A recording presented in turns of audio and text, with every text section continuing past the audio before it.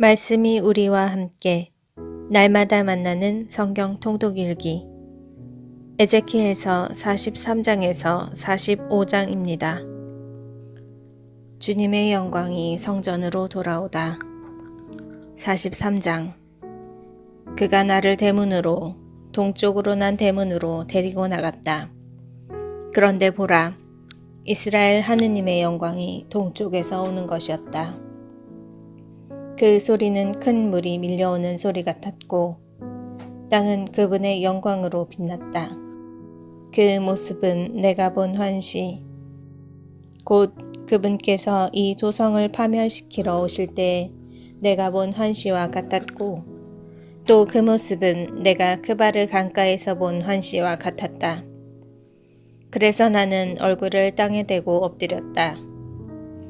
그러자 주님의 영광이 동쪽으로 난 문을 지나 주님의 집으로 들어갔다. 그때 영이 나를 들어올려 안뜰로 데리고 가셨는데 주님의 집이 주님의 영광으로 가득 차 있었다. 그 사람이 내 곁에 서 있는데 주님의 집에서 나에게 말씀하시는 소리가 들렸다. 나에게 이렇게 말씀하시는 것이었다. 사람의 아들아, 이곳은 내 어좌의 자리, 내 발바닥이 놓이는 자리다. 내가 이스라엘 자손들 가운데에서 영원히 살 곳이다. 다시는 이스라엘 집안이 나의 거룩한 이름을 부정하게 만들지 않을 것이다. 그들이나 그 임금들이 불륜을 저질러 또 임금들이 죽었을 때 그 죽음으로 나의 거룩한 이름을 부정하게 만들지 않을 것이다. 그들은 자기들의 문지방을 내 문지방 옆에 놓고 자기들의 문설주를 내 문설주 옆에 놓아 나와 자기들 사이에 벽 하나밖에 없도록 만들었다. 그들은 이렇게 역겨운 짓들을 저질러 나의 거룩한 이름을 부정하게 만들었다. 그래서 내가 분노하여 그들을 멸망시켜버렸다. 그러나 이제 그들은 자기들의 불륜과 자기네 임금들의 죽음을 나에게서 멀리 지워버릴 것이다. 그리하여 나는 그들 가운데에서 영원히 살 것이다. 너 사람의 아들아, 이스라엘 집안에게 하느님의 이 집을 설명해 주어 자기들이 저지른 죄를 수치스럽게 여기며 성전 모형을 측량해 보게 하여라. 자기들이 저지른 모든 것을 그들이 수치스럽게 여기거든 주님 집의 구조, 그 배치와 나가는 곳과 들어오는 곳을 포함한 모든 구조와 모든 규정, 그 모든 구조와 법을 그들에게 알려주고 그들이 보는 앞에서 그려주어 그 모든 구조와 규정을 준수하여 지키게 하여라. 이것이 주님 집의 법이다. 이 산꼭대기, 사방 경계가 모두 가장 거룩한 곳이다. 바로 이것이 주님 집의 법이다.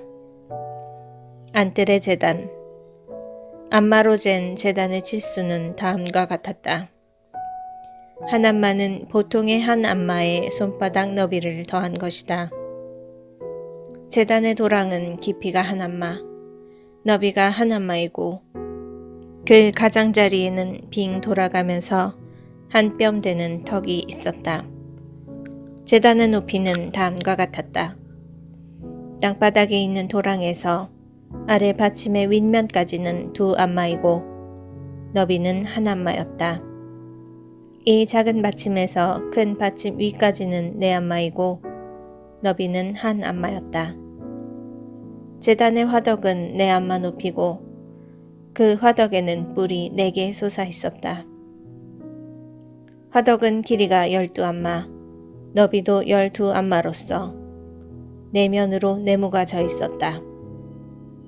그 받침은 길이가 14안마, 너비가 14안마로서 4면이 나 있었다.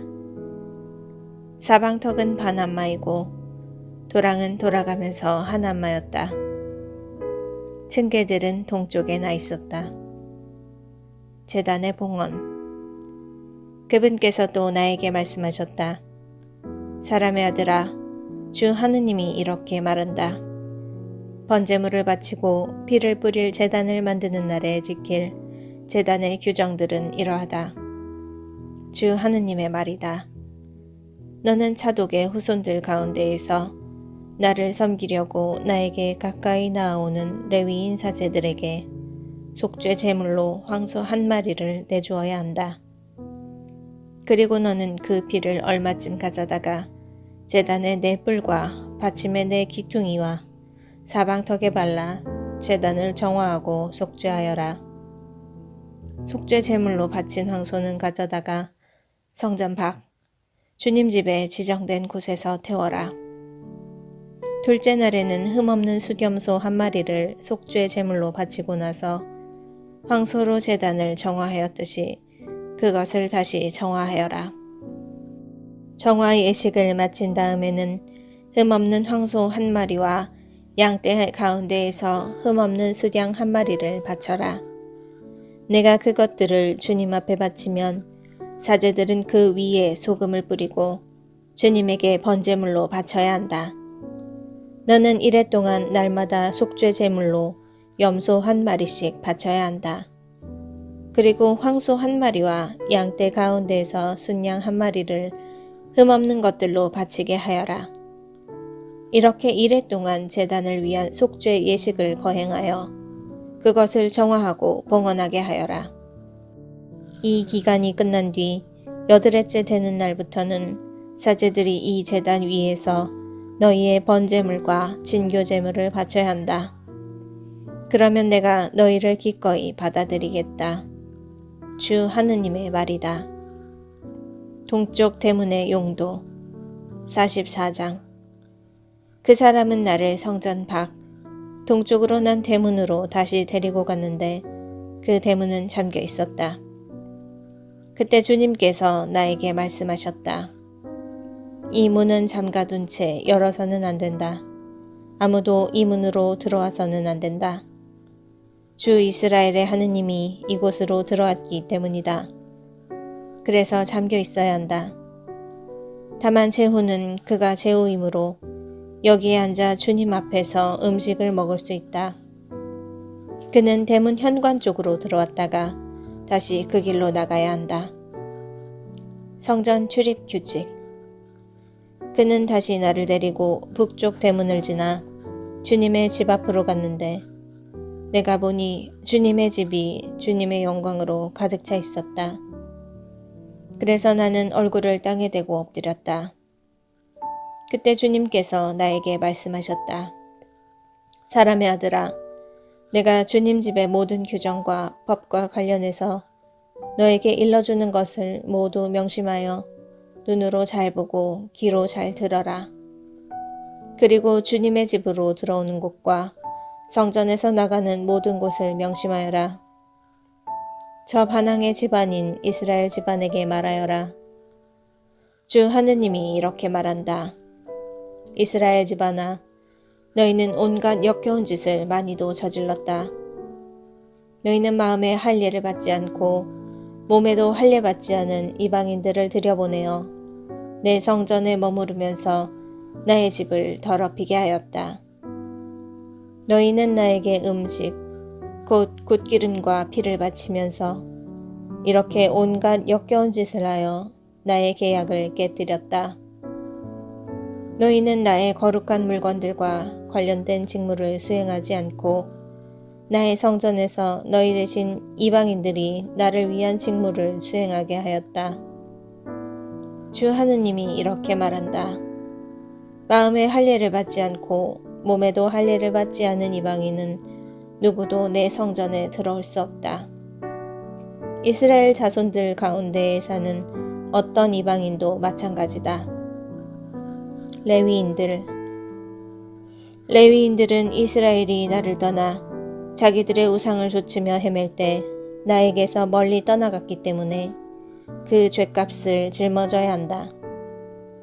그들은 이제 나의 성전에서 주님의 집 문지기 일을 하고 주님의 집에서 시중 드는 일을 하게 된다.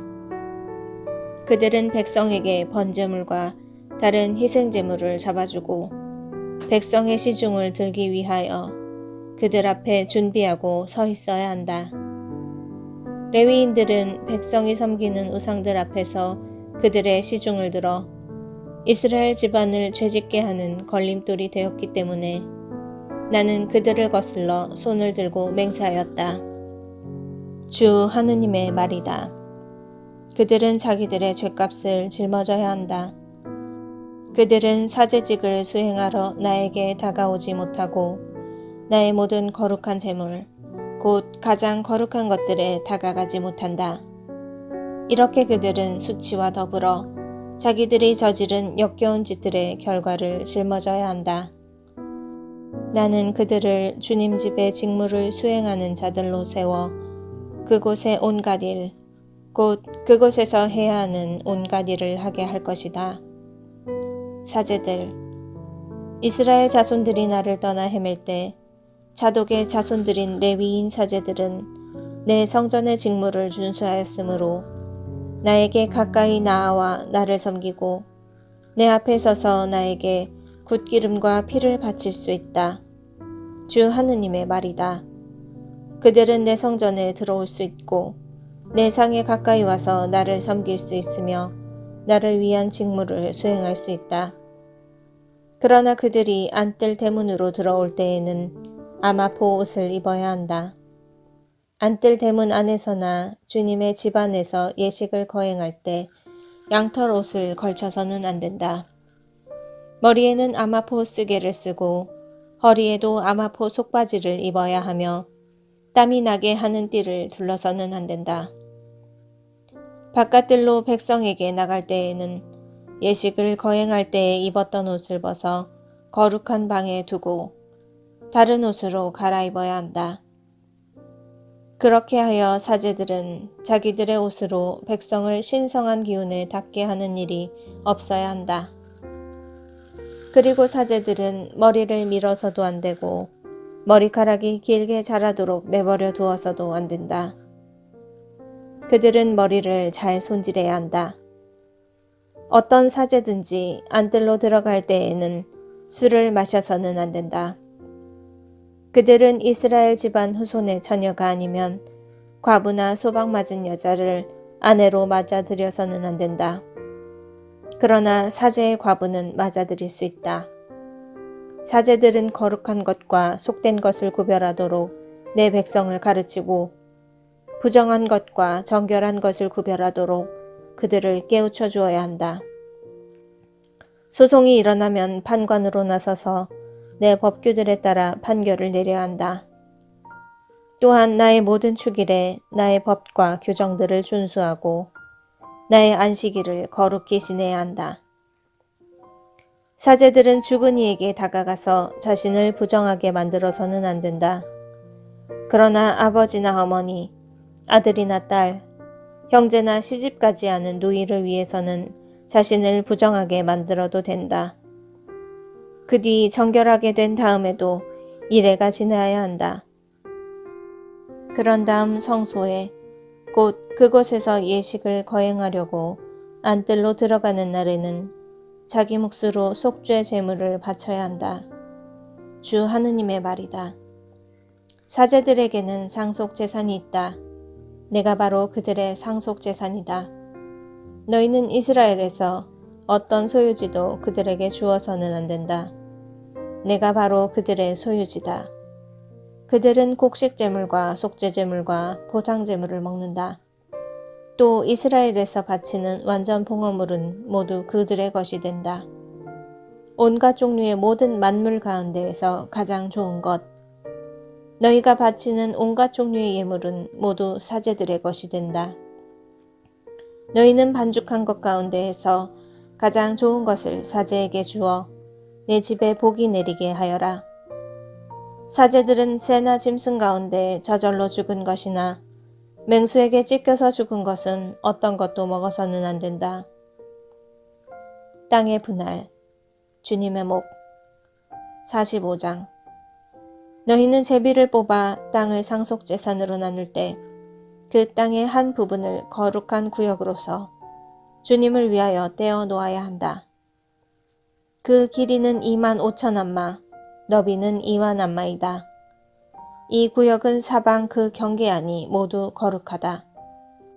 이 가운데에서 길이가 500, 너비가 500안마로서 사방으로 네모난 땅이 성전을 위한 것이다. 그 둘레에는 사방으로 50안마 되는 빈터를 두어야 한다. 이렇게 측량한 곳에서 너희는 길이가 25,000안마, 너비가 10,000안마 되는 땅을 재어놓아라. 그 안에 성소, 곧 가장 거룩한 곳이 자리 잡게 된다. 그곳은 이 땅의 거룩한 구역으로서 성전에서 봉직하는 사제들, 곧 주님에게 가까이 나아와 그를 섬기는 사제들의 것이다. 그곳은 그들의 집을 지을 자리이며 성전을 위한 거룩한 땅이다.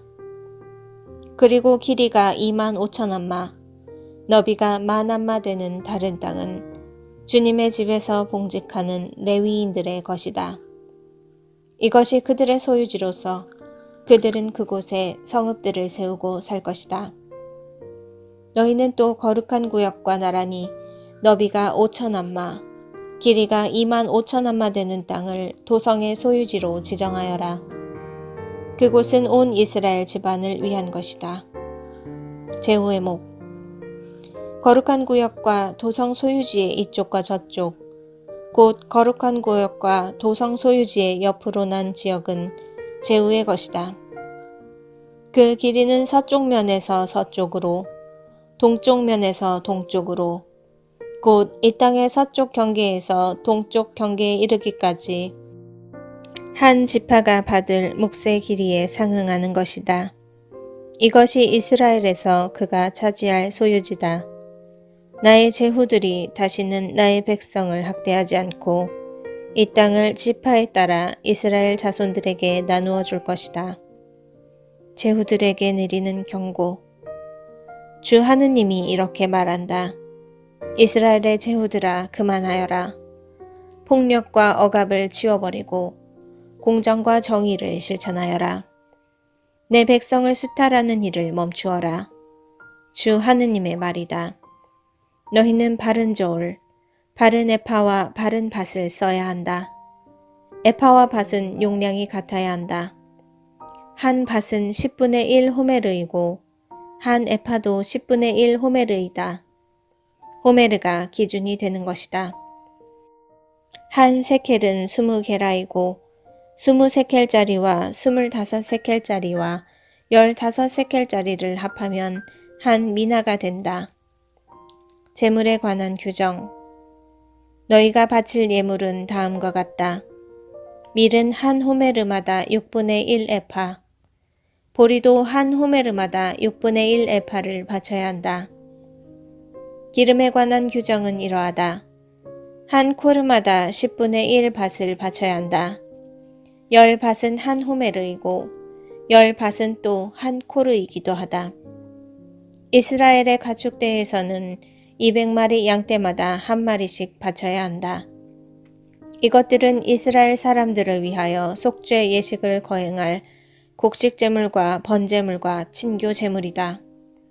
주 하느님의 말이다.